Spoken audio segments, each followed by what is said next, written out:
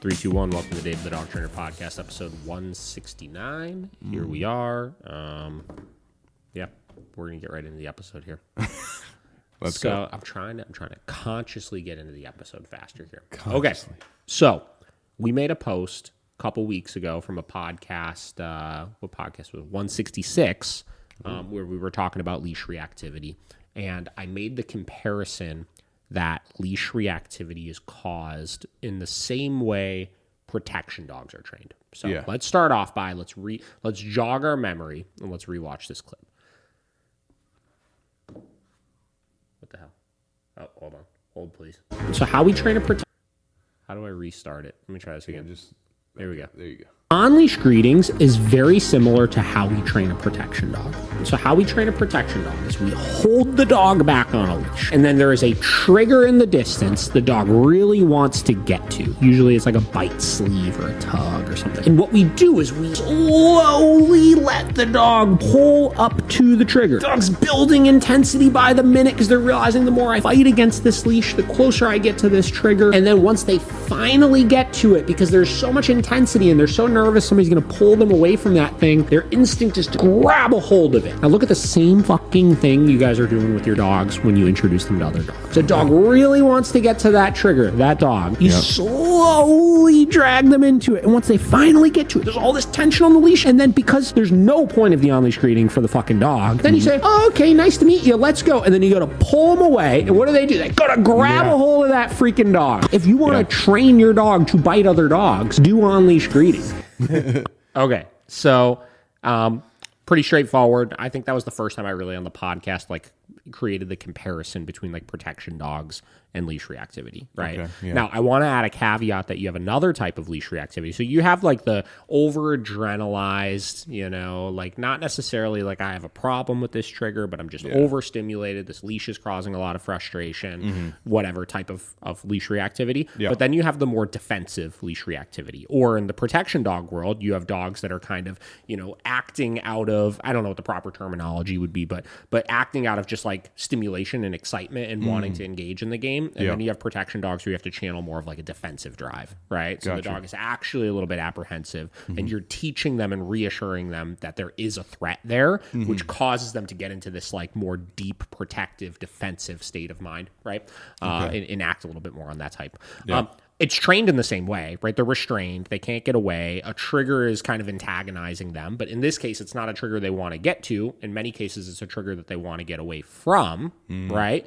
And because they can't get away from that trigger, because they're on a leash, right? Same concept here. They're restrained on a leash. They learn that they have to act defensively, and that defensive behavior makes the trigger go away, right? Okay. So somebody with a bite sleeve would stare them down, right? And then make quick movement or something like that. It spooks the dog, and then they bark, and then you run away, right? Yeah. And the dog's like, oh, that worked. And then you continue patterning that in until you get a stronger, more defensive drive. Gotcha. And then you teach the dog to start biting to make that trigger go away, et cetera, right?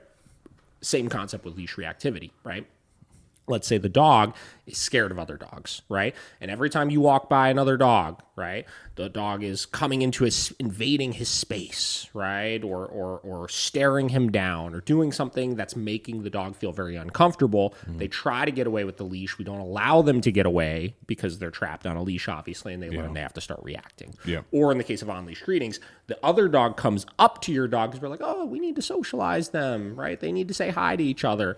Comes up to them, your dog doesn't like it. They see you not advocating for them in that moment, and then they learn that they have to growl. And then they start growling, we go, whoa, oh, okay, well, we're going to keep going. Reinforces it. Next time that growl turns into a bark. Next time that bark turns into reactivity. Next time that reactivity turns into freaking, whatever, biting, lunging, stuff like that. Then the dog starts proactively doing it to make the trigger go away. It builds in the same type of way. Yeah. Now, why am I bringing all this up? Yesterday, Michael Ellis, the GOAT, made a post about leash reactivity. And I have not watched this video yet. I saw it when he posted it. I didn't have the time to watch it at the time. Then I saw Michelle repost it yesterday, talking about how it was a really good video. So I want to watch it.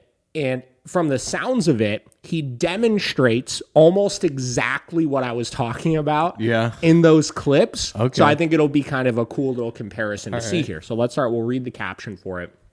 is from the Michael Ellis School on Instagram. He said, leash reactivity is one of the most common issues in dog training. We frequently talk about the mechanics or the mechanisms that often contribute to the development of this problem. In this video, we'll talk in some detail about the role of internal neurobiological reinforcement and external operant or instrumental reinforcement, as well as other common contributing factors. The video is a series of training sessions with my year-old Malinois Snug and is a part of his development as a competitive protection sport candidate. If you're interested in the protection aspects of this work, I will be adding the unedited training sessions to the Snug Chronicles portion of our membership service, where I will discuss their relevance to protection training. In this video, I'm using them as a safe way to illustrate concepts in reactivity work. So let's see what we got here. Let me make sure I turn that sound on. Yeah. Get this friggin' We out of the way. haven't had Michael Ellis content in a while. I'm excited. Here we go. The video you're about to see is a series of short clips strung together that I'm going to use to describe and talk about some common mechanisms at play in leash reactivity, especially what I call internal and external reinforcement, but a variety of other factors as well. The videos are part of my young dog Snug's protection work development. So in the video, I'm not going to really talk about how it applies to protection work and sport protection work, etc., but it's part of his development and part of developing a protection dog. In my membership, all the unedited video will be in my video training journal, and I'll talk about what my goals for the sessions were, what were intended, why we did what we did, as far as it pertains to protection work. But here, I'm using it as an example, a kind of safe example, to demonstrate what happens sometimes during leash reactivity. He's got a little bit of like a Steven Tyler look to him. He does. You ever seen the meme that was Steven Tyler just looking just crazy? Dog, yeah. And they posted Steven Tyler looked like that ant that doesn't care if you drink as long as no one drives. Yeah. Oh my God. Michael, I remember when I first started training at West Penn Mondio Ring, and Todd knows Michael very well, obviously. He's the just the founder of West Penn Mondio Ring. Mm-hmm. And he said, I think we were talking, and he told me like how old Michael is. And I forgot exactly what it is, but I think he's in his like mid-40s or something like that. And I was like, man, I would have thought he was way older than that. And he's like, the school has aged him. Not talking shit, obviously, but No. like he's just like, man, like when you do that day in, day out, like Yeah. getting beat up by fucking dogs in a bite suit and just dealing with like if you watch some of his old videos, what are you doing? There's a spider web. Oh, nice. When you watch some of his old videos that he has from like the Power of Training Dogs with Food and his other DVDs and stuff he has, and you see the people that were going to his school, like, listen, I feel like I could have all the patience in the world with a client, right? Because the bar is like they shouldn't know anything coming into things, right? But in his case, he would have all these trainers coming to his school, and he'd be trying to teach them a very simple concept, like about markers or something like that. Yeah. And like, these are professional trainers, right? These are people that are out there like charging money from people, and they just couldn't grasp it. And I was like, damn, if I were in his position with that, I would be. Whew, I don't know, man. Yeah. My patience wouldn't be as good as his, but maybe it would be. Who knows? Hair would gray real quick. All right, here we go. When we're dealing with reactive dogs, it's not safe or appropriate to continue to trigger them. And so here's kind of a safe way for me to talk about these concepts. I'll draw your attention to a few different things before the video starts, and then as we get into it, I'll explain what's going on, and I'll pause to draw your attention to other features. But one that's super important is that I'm walking the dog on a harness. So again, I've talked a little bit about harnesses. We use them extensively. They're a wonderful tool, but like any tool, they can be misused or used inappropriately. And young dogs out in the world on harnesses frequently contribute to some of the leash reactivity problems we're talking about. It's more difficult to direct their energy away from things. The restraint on the harness can create frustration, etc. So I'll draw your attention to that. And the idea of that is just that it's comfortable to pull into a harness, or I should say it's non-aversive to pull into a harness, so they could rehearse the intensity of trying to get towards or away from things much more easily than something like a leash and collar, a slip lead, a pinch collar, where he mentions redirect their attention away, correct them for getting too intense with, with it, obviously. Yeah. The other factors that I'm going to talk about is what's reinforcing for the dog in this activity, and how does this get started, and why does it develop, and why does it persist? It says explaining internal and external reinforcement and other factors in leash reactivity. So I'm going to set the stage here for a second first. So this was the first repetition. This is where it starts. I am walking my young dog on a harness. We're walking back in through this bushy area, and there's a person back in the woods and kind of crouched down. And as I walk that way, the person will stand up and start to approach him. He's on a harness, he's relaxed, he's just kind of cruising along, just like a normal walk. There he notices something, and he stiffens, stares. Person now is a little anxious, he's scared, right? So he checks with me, he thinks about taking off. He threatens a little bit. I pull back on the leash. Important note here is the tension that he has on the leash. He wants to increase frustration, intentionally in this case, obviously, to get the dog to engage. They're trying to train a protection dog here, not train leash reactivity, but it's the same thing people do. Their dog gets locked onto a trigger, they get stressed out, they engage tension, right? It creates frustration. You're triggering the dog immediately in that moment. Which makes him feel there. A big response, right?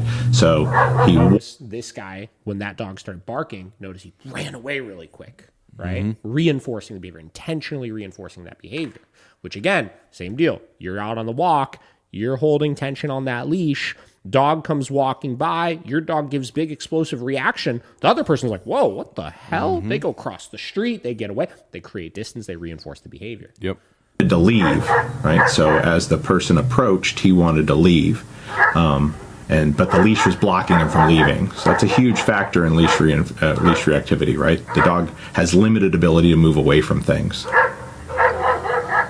Again, of course, here we're pushing, so he's barking at that thing, but still anxious. It's hard to see from this angle. The rest of the video will be better. But from this angle, there's a lot of piloerection, meaning the hair standing up all along his back. He's threatening, his barking is really choppy and explosive. That's kind of common defensive or threatened barking.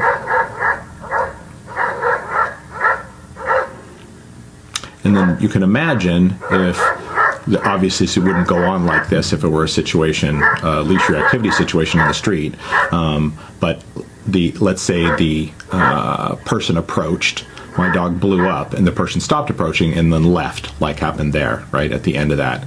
And then let's say I continue on my walk, right? Off we go. There we go. Let me pause here for a sec. So what happens if that's the case, right? That's classic external reinforcement happening, meaning the dog is being reinforced by the environment operantly or instrumentally, however you want to talk about it. So something approaches, the dog is stressed, anxious, afraid, the dog threatens, and the approach stops, or either retreats, you pull the dog away, or just stops the advancing. That relieves the dog's stress. So what relieves the dog's stress? Their aggressive response, the fact that they threatened. And now that behavior has been reinforced externally. When I begin to talk about internal reinforcement, and this can happen in a wide variety of ways in leash reactivity, the handler could inadvertently reinforce it by saying, it's okay, buddy, it's all right. They could inadvertently reinforce it by pulling back on the leash when the dog's on a harness, which makes the dog want to go forward, and now they feel supported and sort of emboldens their response. and then the environment itself. Usually the approaching person or dog stops approaching when your dog erupts or crosses the street, leaves, whatever that's going to be, or you take your dog away, all of which reinforce it. Internal reinforcement comes, or you also hear me call it self-reinforcement, comes with a certain type of dog. A lot of working type breeds and mixes of working type breeds get some satisfaction from aggressive and predatory responses, even if they're initially governed by anxiety. So here's a second repetition. So that was in the evening. The next day. So just to be clear with the internal versus external reinforcement, right? So basically what he's implying is the external reinforcement to dogs are the general operant day-to-day things, which those are all the things that would kind of fall within the realms of, you know, traditional operant reinforcement or traditional operant conditioning, right? So your 4 quadrants of learning, right? So something happens, something else happens. So the dog alleviates its stress by reacting at the trigger. That is a form of negative reinforcement right there, et cetera, et cetera, et cetera, right? You positively reinforcing the dog's behavior through something that you're doing to them. Like they're very cut and dry examples of operant conditioning, right? Internal reinforcement it's not as simple as that. Internal reinforcement is just there are certain behaviors that feel good to do. Yeah. Right? Not because it fits into this cut and dry, you know, operant conditioning model. You could call them positive reinforcement, but it's not positive reinforcement from the standpoint of like externally we're adding something positive into the dog. Yeah. It's internally just positive to the dog. Yeah. Feeling right? good for them. We didn't add anything. It's built into them. It feels good to do said thing. Yeah. Right? So that's what he means by that, obviously, is there's multiple components to play where some dogs, it's solely just a learned behavior, right? Where they learned through operant methods that doing A accomplishes B, right? Et cetera, et cetera, et cetera. There are many dogs in reactivity that are like that. And then there are many dogs in reactivity or protection work where it feels good to do certain things. They just love They love the feeling, the conflict, right? The satisfaction of rehearsing some of those behaviors. The adrenaline, like there's adrenaline junkies out there. That is internal reinforcement, right? Nobody did anything to make you like adrenaline, right? It's built into you. You just like the adrenaline rush. Yep. And this is where you get into breed-specific traits, right? There are certain breeds out there you have to be mindful of that certain things they're more prone to things feeling good, right? Yeah. There's a reason why Malinois and Shepherds and dogs like that are used for protection training more often than not is the conflict generally is internally reinforcing to them, right? Dog aggression is one of those things you probably can classify in many cases, like internal, like real inherent dog aggression as internal reinforcement. Resource guarding, we talk a lot about how resource guarding, a lot of the 1% resource guarding cases that we work with, it's like wired into their DNA, right? Sure, it's created to some extent, but it just feels good for them to fucking guard shit. Yeah. Right? Yeah. So you have to be mindful of that when you're looking at breed selection. So let's keep watching. We are back at the same location, and I'm walking into the same spot. He's very quick to react here. And so the person was far away, same location. He was kind of hyper vigilant because of that. Person was far away, he barked, and the person turned and left, right? So that happens all the time on walks, right? Your dog barks at something, and then you keep on walking, or whatever they barked off disappears, walks away, turns off onto another road, whatever that's going to be. Here's the third repetition. Same day, right? So now we're walking down again to the same spot. And he's already a little more vigilant. Remember the first repetition walking into this area? He was kind of relaxed. Now he's a little bit more vigilant. Let's talk about another component too to this. Obviously, through repetition, you see the dog becoming more confident in the reaction, right? Yeah. More confident in his ability to keep the threat away. Yeah. Probably also channeling an internal reinforcement of he's learning that behavior feels good to do, right?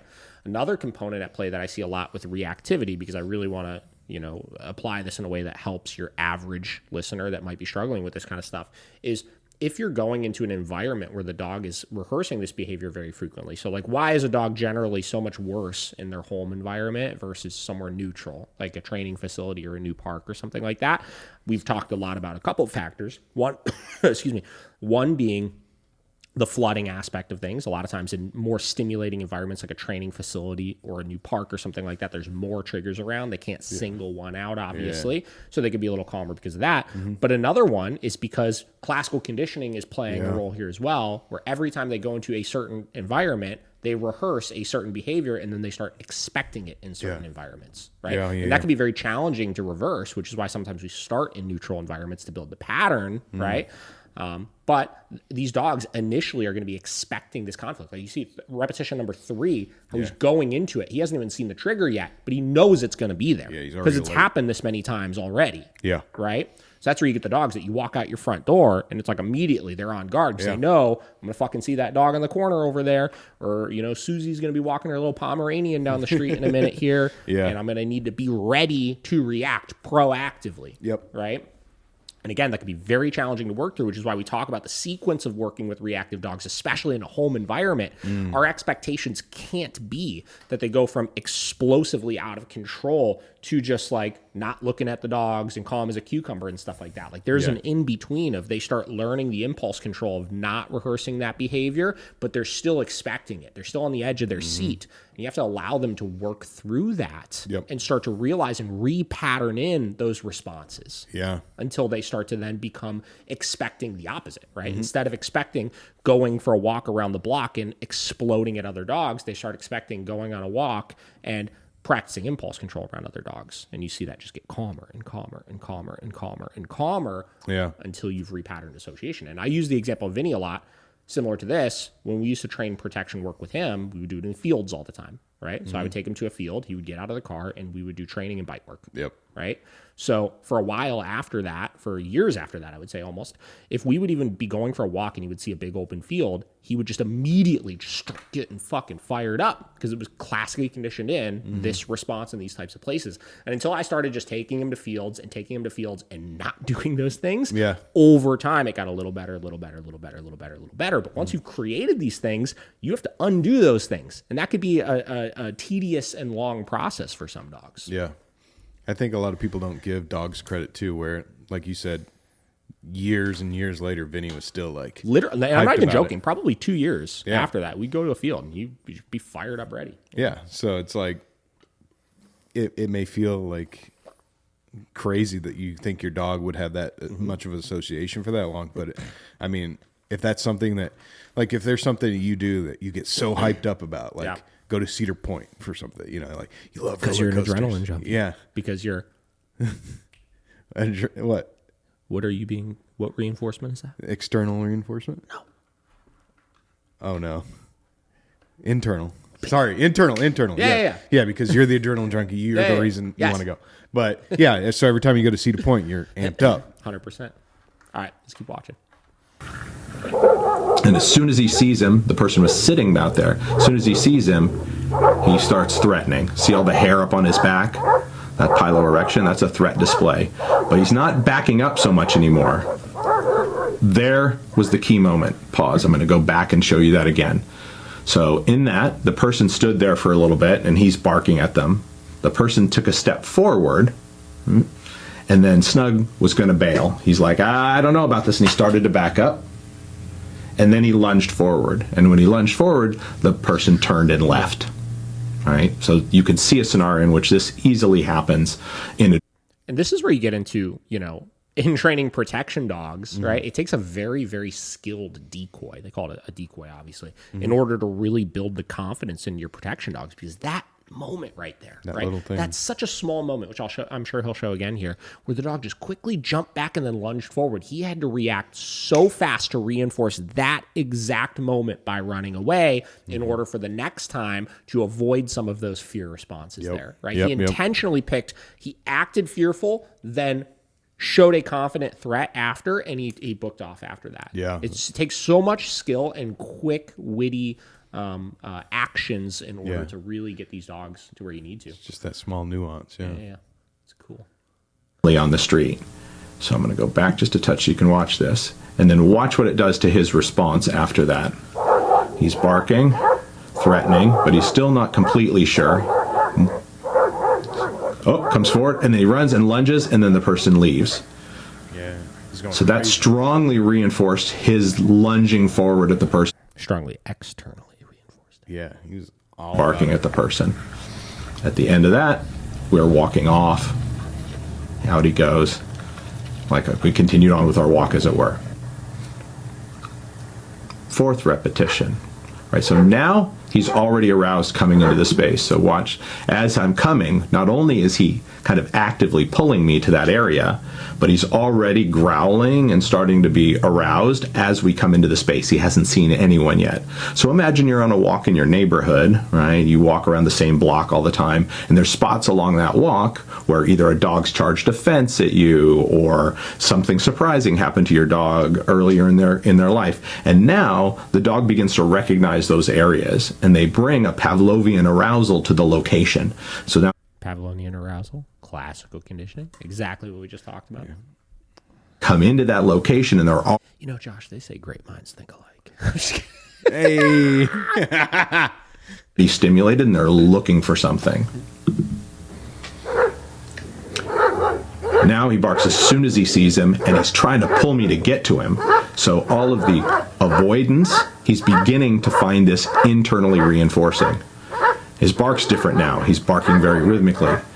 And when he comes forward, the dog doesn't try to back up at all. He tries hard to get to him. As he threatens, now the dog tries harder to get to him and shows increased aggression. The dog is willing to bite him at that spot.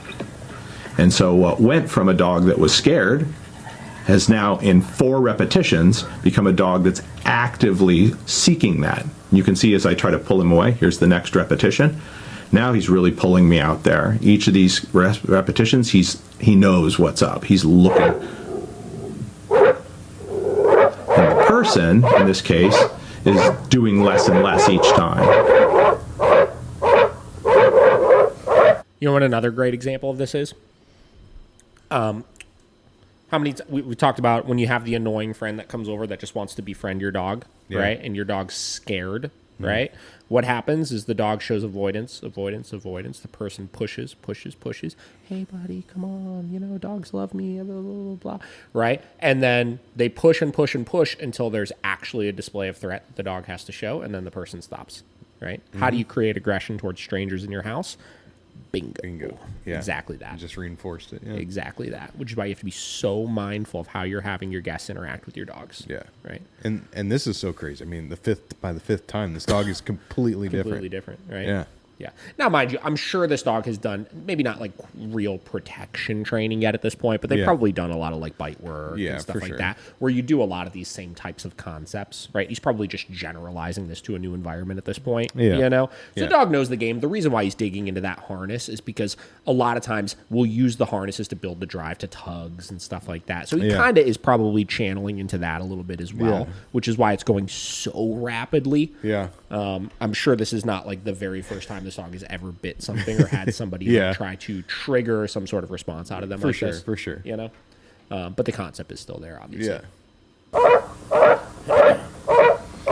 Now, Stuart here is obviously Stuart. giving a very frontal threat, but it's not at all uncommon in the real world to have people stare at your dog, people that don't know any better. They may not creep up on you like that, but they'll stare at your dog, or they'll stand there and stare, and your dog's barking, and they may be saying like, geez, what's wrong with your dog, as they sit there and approach or try to walk past you or whatever that's going to be, right? And so, and the more I pull back on the harness, the more the dog wants to go forward.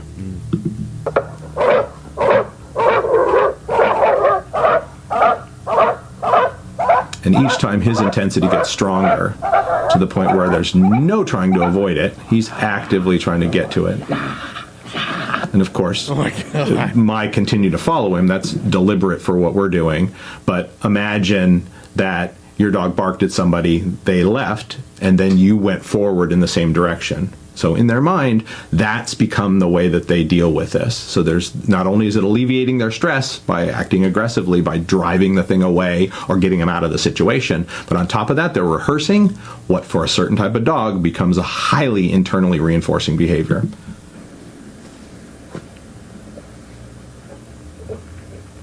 Yeah, he's woofing and growling as he comes into the space.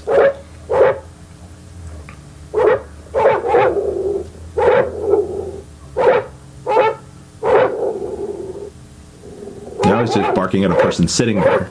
So you can imagine how this could escalate, right? So your dog initially, there was some interaction between the dog and the person, or another dog. Maybe another dog came and barked at your dog. Maybe there was some kind of give and take interaction in the beginning.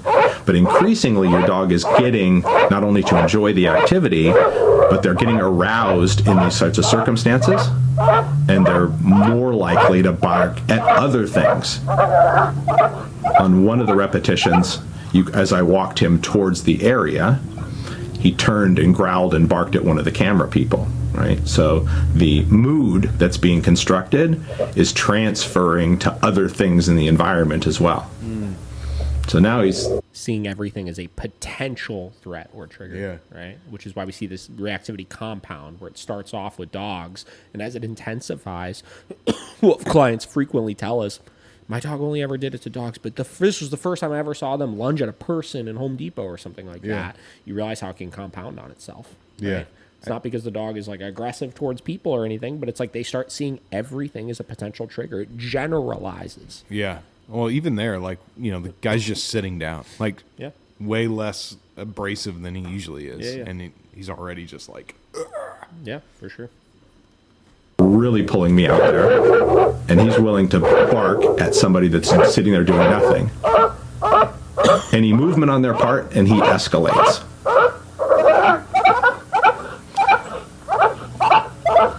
And again, what was a stressful experience for him is now something he's actively seeking. He wants to do this.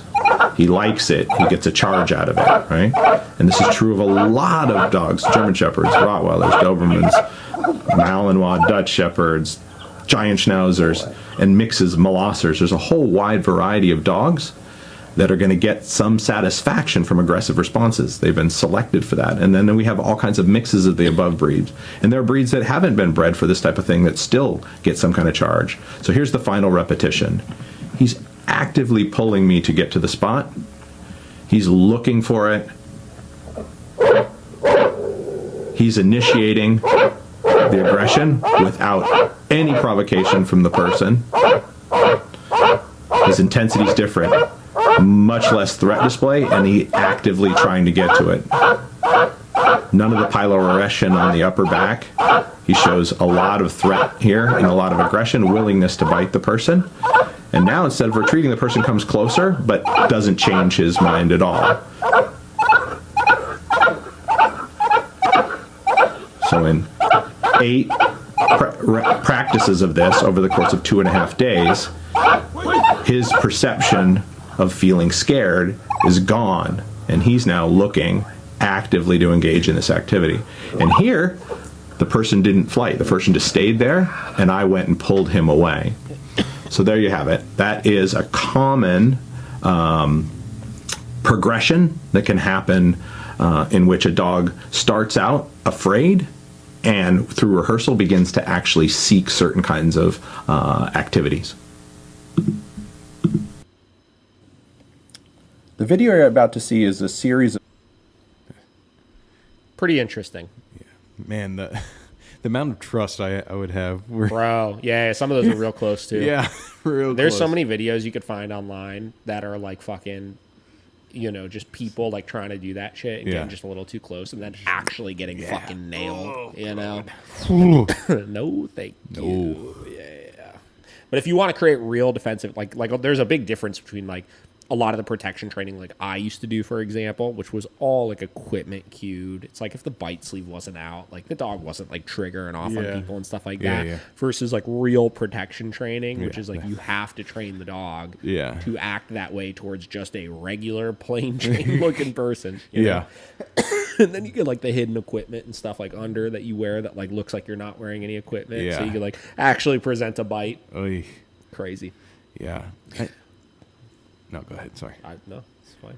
No, like I know this is an accelerated version of you know, things that could happen in real life, but you know, when like if you're that person that goes to work and like you said, like you take your dog on a walk every morning before you go to work and it's the same pattern. Like I mean, months and months of that where there's that same spot where they're going to show some sort of fearful reaction or something. and you just over and over, like that's I can see what he's trying to say here. 1,000%. And it's not that it's the same route is the problem, right? Yeah. The problem is that you're not mindful of how it's created. Yep. So everybody is just so guilty of with their young puppies doing all of this stuff. And really the only difference is if they get lucky and have a dog that doesn't have that kind of true internal drive to act that way. Yeah. Right? Like you get dogs that you could do all the like people trying to approach them on the walk and saying hi to other dogs on leash and, people staring at them and stuff like that. And there are some dogs that without any training, it just won't turn into anything. But there are many that it will, right? Yeah. And we've created the norm of what people do with their puppies to try to socialize them is what creates leash reactivity with the wrong dogs, It's like some of this stuff is frustrating in the dog world because it's like, fuck, like, if only people stopped doing certain things, like 99% of, behavioral issues would go away and you wouldn't have to spend money on dog trainers, Yeah. But unfortunately, people create the problems. The reason why we see dogs generally come in for training between like a year to like 2 years is because that's about the amount of time it takes to really create the problem. And like, yes, like I don't do like the owner shaming thing or anything like that because I understand it's a knowledge issue, but it's like, yes, it is the human's fault in many cases that these behaviors are created in the first place, right? Yes, part of it is the wrong dog or the bad genetics or whatever it may be, but the things we do as a human and the ignorance that we have towards what creates these problems is what gets them to that point. And then we have to spend the time undoing all of the problems. And I tell everybody, I'm here all day to help people with that. I don't care. Like, I understand it's a knowledge issue, but it's like, you wish there was just a way you could change the way that your average owner looks at the things that they should be doing. And that's why we do these fucking podcasts. Yeah. That's why we put out content. That's why we do all these things, is to try to show people like, yo, like if you just didn't do this, things would be way better off. You know what I mean? Yeah. Yeah, I totally get it. We had a YouTube video that was really good that showcased kind of what I was talking about the classically conditioned responses of reactive really dogs, dive into learning of reactive dogs, of like going from extremely explosively reactive to, calm and chill and cool as a cucumber, right? Yeah. And in the video, it was a video we talked about a lot because people were commenting on it. And I think even when we did that Dale McCluskey interview, what sparked it was this particular video of this doodle reacting and him saying, we don't know what we're doing and that dog will never find success. And look, he's still stinking thinking. Stinking thinking. Or loading in many cases, like people say. And like we had people commenting on it like crazy, like that dog will never be successful, blah, blah, blah. You know what I'm talking about, Josh? Man. I don't know how far back it is. Yeah, I don't know how far. Let me see. Videos. I'm sure I can find it pretty quickly. They all start to meld together. This one, fix it. Yeah, this one. With Chewy, it's easy to get the brand. his behavior and increasing based on how he was responding. This is just genetic. Understood. Yeah. All right. So as soon as this dog passes by, we'll talk a little bit about this, because there's a lot of really apparent. So obviously, like you get into.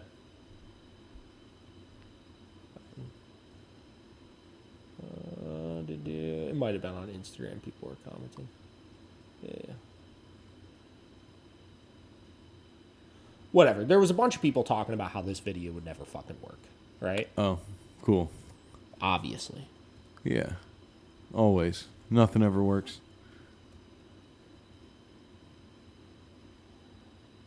So this dog recently started training with, or that dog did 5 sessions with us because it had done training elsewhere, right? Yeah. And the owner then signed her other dog up for training, and I think is just finishing up with her other dog. Mm-hmm. And she left us a review recently. Whoa, heck yeah.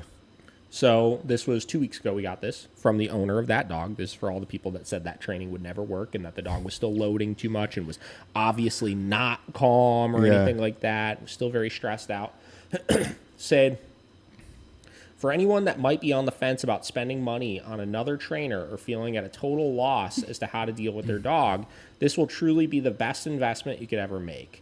There couldn't be a better name for these trainers. I've had dogs the better part of my life and had never seen any issues training them. I got a beautiful male doodle, Freddie, from the same breeder that I got my other sweet, compliant, wonderful female, Ronnie, from, and yet Freddie was a reactive mess. I tried all my normal tactics to attempt to train him and quickly realized that I had a problem. I was completely unable to walk him due to his reactivity. I was beginning to wonder if he was aggressive.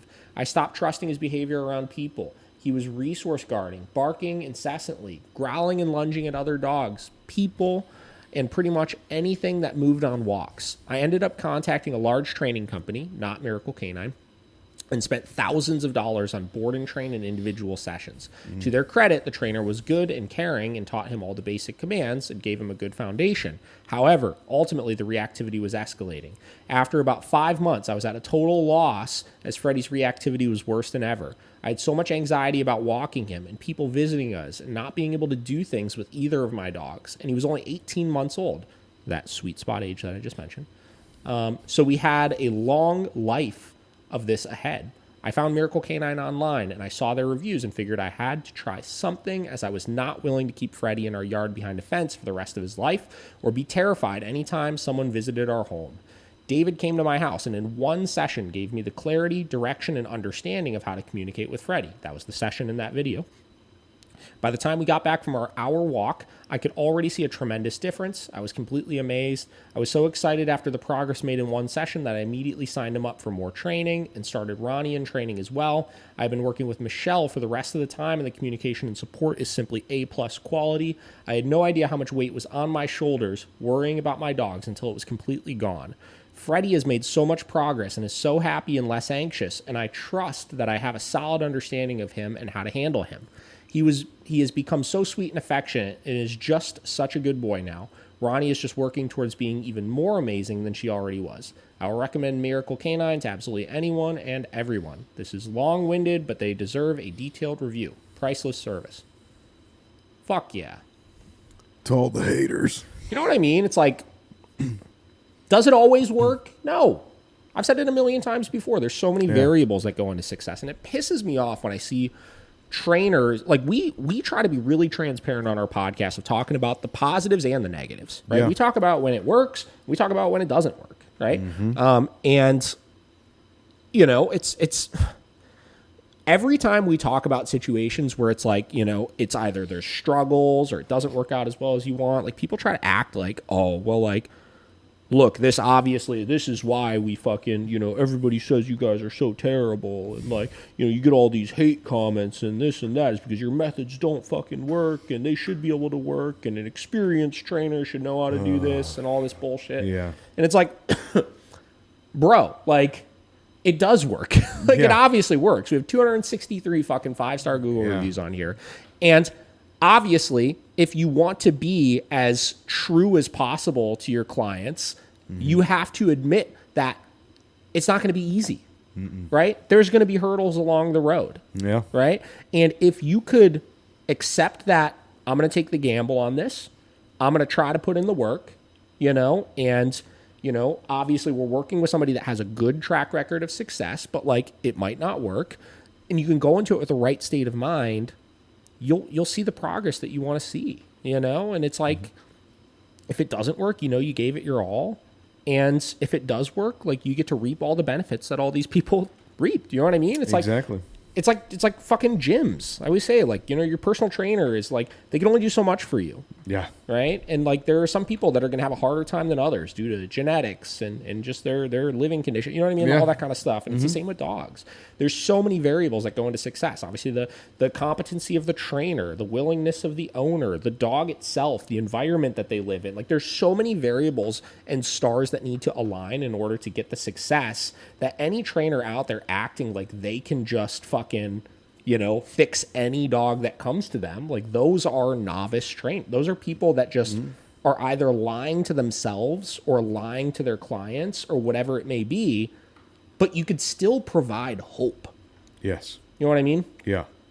Yeah, you can be honest and be hopeful at the same time. And that's the best combination. And I think that's the thing that clients really appreciate the most is when you don't try to make it seem like this is going to be an easy fix. Yeah. Because it's not. It's not. It's not. But again, if you fucking tough through it, Yeah. right? And if you could fight and claw and fucking scratch to make those stars align, your probability of success is going to be very high. Yes. Yep. So pretty cool. I thought that was a cool little cap off as far as the reactivity update on that dog, because it's been a while since we posted that video. We haven't talked about him a whole lot lately. Yeah. So, I like it. yeah.